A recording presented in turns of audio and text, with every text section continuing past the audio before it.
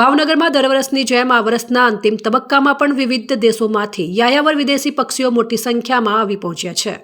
હાલ શહેરમાં મોટી સંખ્યામાં વિદેશી પક્ષીઓના આગમનથી કુદરત પ્રેમી અને પક્ષી પ્રેમીઓમાં ખાસ ઉત્સાહ જોવા મળી રહ્યો છે. આ દ્રશ્યને નિહાળવા ભાવનગર વાસીઓ ગંગાજળિયા તળાવ અને આસપાસના વિસ્તારોમાં મોટી સંખ્યામાં ઉમટી પડ્યા હતા. ભાવનગરમાં ખાસ કરીને હેરિયર કુળના 3 પ્રકારના પક્ષીઓ પેલિડ હેરિયર, મોન્ટેગસ હેરિયર અને માર્સ હેરિયર જોવા મળે છે.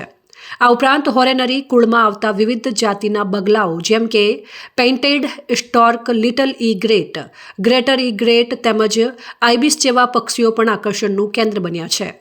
ગંગાજળિયા તળાવની આજુબાજુ આવેલા પીલ ગાર્ડન, મહિલા બાગ, ટાઉન હોલ સહિતના વિસ્તારોમાં આવેલા મહાકાય વૃક્ષો પર આ પક્ષીઓ પોતાનું નિવાસ સ્થાન બનાવી ઈંડા મૂકી સેવન કરે છે અને બચ્ચા મોટા થાય ત્યાં સુધી તેનું સંરક્ષણ કરે છે. યુરોપની કાતિલ ઠંડીથી બચવા માટે ભારતના ઉષ્ણ હવામાનવાળા વિસ્તારોમાં આવતા આ યાયાવર પક્ષીઓ ભાવનગરની કુદરતી સમૃદ્ધિને વધુ મનોહર બનાવે છે.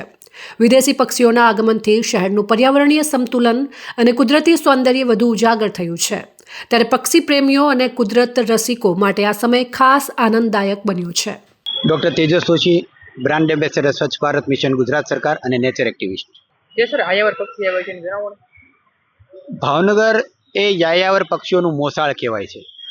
ભૌગોલિક ક્ષેત્રે ભાવનગર એક એટલી એવી સરસ દરિયા કિનારે આવેલી વસ્તુ છે કે જે સાઇબેરિયાથી જ્યારે ત્યાં ખૂબ ઠંડી પડે છે અને એ પક્ષીઓ માઇગ્રેટ થઈને એટલે કે સ્થળાંતર કરીને હિમાલય બાજુ જ્યારે જતા હોય છે તો એને માટેનો વસવાટ કરવાનો સૌથી સારામાં સારો કોઈ સ્થળ હોય તે ભાવનગરનો દરિયાઈ પટ્ટો છે.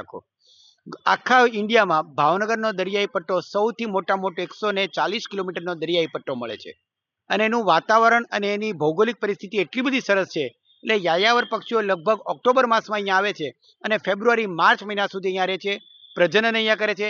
જ્યારે બાળકો 2 થી 3 મહિનાના સંતતિ ઉડવા જેવા થાય ત્યારે પક્ષીઓ માઇગ્રેટ કરીને બીજે જાય છે. આપ જોઈ રહ્યા છો કેટલી બધી જાતના સુરખાબની પ્રજાતિઓ, ફ્લેમિંગો, ક્રેઇન્સ, જુદી જુદી જાતના બતકના કુળો, મેટિચેઇન, હેરોન્સ, આ બધા જ પક્ષીઓ હજારો કિલોમીટરનું ટ્રાવેલિંગ કરી અને ભાવનગર થઈ અને અહીંયા વસવાટ કરી અને આગળ હિમાલયની તરફ જતા હોય છે.